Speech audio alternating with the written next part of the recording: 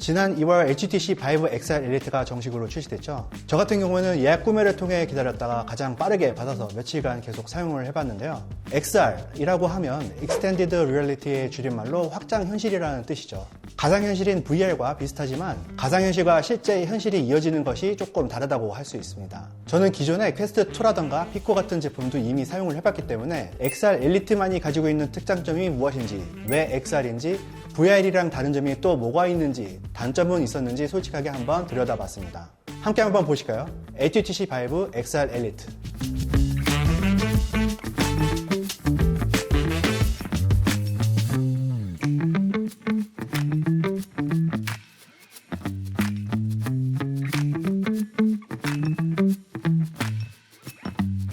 가장 먼저 HTC Vive XR Elite는 이름 앞에 붙어있는 XR이라는 이름처럼 혼합 현실이 강조되었습니다. 따라서 외부에 장착된 카메라를 좀 더 적극적으로 활용해 시야를 많이 가리지 않고 즐길 수 있는 콘텐츠를 만들겠다는 건데요. 풀컬러 RGB 패스스루 비디오 모드를 활용하면 굳이 헤드셋을 벗지 않고도 자유롭게 다닐 수 있고요. 또 이 카메라와 더불어 당연히 HTC만의 6DOF 인사이드 아웃 트래킹을 지원해 좀 더 자유롭게 움직일 수 있고요.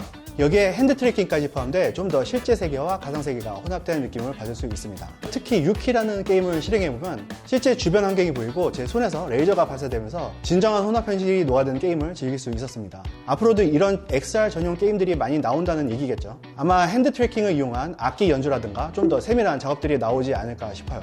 HTC Vive XR Elite를 사용하면서 제가 가장 좋았던 점 하나는 바로 가벼운 무게였습니다. 확실히 폼팩터 사이즈가 줄어들다 보니 무게도 엄청 줄어들었고 타 VR 기기에 비해 피로도가 현저히 낮아져서 오랜 시간 동안 착용해도 전혀 불편하지 않았어요. 배터리까지 다 합해도 625g 밖에 되지 않으니 계속해서 착용할 수 있었고요. 만약 전원을 연결할 수 있는 상황이라면 휴대용 몰입형 안경 형태로 바꿀 수도 있어서 더 가벼워지니 아예 부담이 없는 수준까지 갔습니다.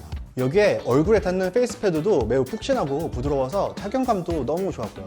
저는 착용하고 누워서 유튜브를 보다가 잠들기까지 했습니다. 특히 좋았던 점은 HTC가 자체적으로 만든 바이브 브라우저가 상당히 잘 만들어졌다는 건데요. 콘텐츠 시청을 하는 도중에도 화면을 원하는 곳으로 끌어올 수 있다는 점입니다. 다른 몇몇 기기들은 전체 화면으로 전환을 하면 기울기 모드를 꺼야만 자기가 원하는 대로 방향을 바꿀 수가 있었는데 바이브 브라우저에서는 내가 보고 있는 시선 그대로 전체 화면을 띄워서 누워있거나 앉아있거나 어떤 자세를 하고 있어도 편하게 미디어를 시청할 수 있었습니다. 심지어는 엎드려서도 볼 수 있었어요. 또 HTC Vive에는 바이버스라는 플랫폼이 존재하는데요. 이 안에도 또 다양한 테마의 커뮤니티나 전시회 같은 이벤트가 존재해 구경하고 소통할 수도 있었습니다.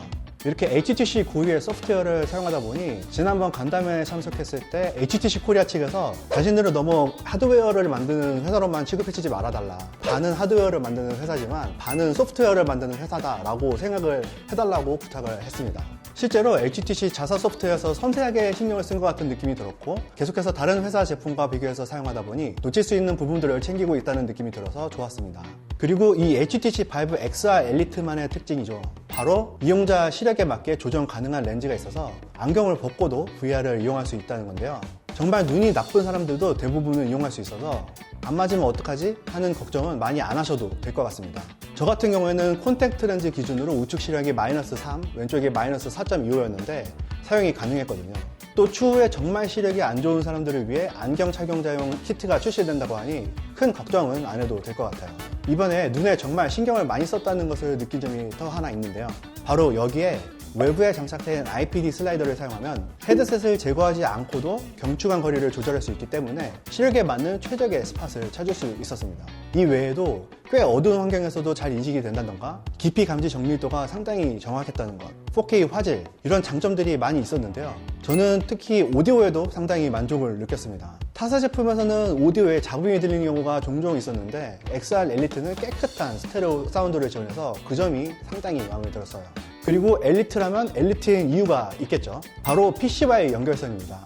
유선이나 와이파이 6E를 이용한 무선 연결로 PC VR 성능을 그대로 가져와 사용할 수 있기 때문에 고사양 스팀 VR 게임을 무리 없이 사용할 수 있다는 장점이 있죠. 고사양 스팀 VR 게임 중 가장 인기가 많다는 하프라이프 알렉스를 실제로 PC에 설치한 뒤 연결해 플레이 해봤는데요. 저는 FPS 게임 같은 것을 할 때 어지럼증을 많이 느끼는 편인데 무선이라고 하더라도 와이파이 6E까지 지원을 하다 보니 빠르게 스트리밍이 지원돼서 인플렉이 거의 느껴지지 않았습니다. 게임 내에서 문고리를 잡고 돌려서 열고 들어간다든지 병을 짚는다든지 펜을 들고 글씨를 쓰고 또 의자를 빼고 지구본을 돌리는 것까지 너무 자연스럽다 보니 그냥 현실 세계에 있는 느낌이 들더라고요.